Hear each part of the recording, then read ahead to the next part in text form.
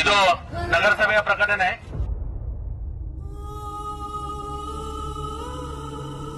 ಸಾರ್ವಜನಿಕರು ಗಮನಿಸಬೇಕು.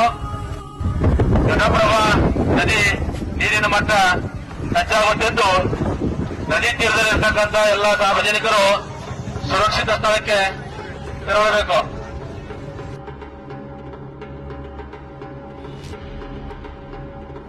ಗಮನಿಸಿ, ನದಿ ನೀರಿನ ಮಟ್ಟ ಹೆಚ್ಚಾಗುತ್ತಿರುವುದರಿಂದ ತಾವುಗಳು ಸುರಕ್ಷಿತ ಸ್ಥಳಕ್ಕೆ ತೆರಳಬೇಕು.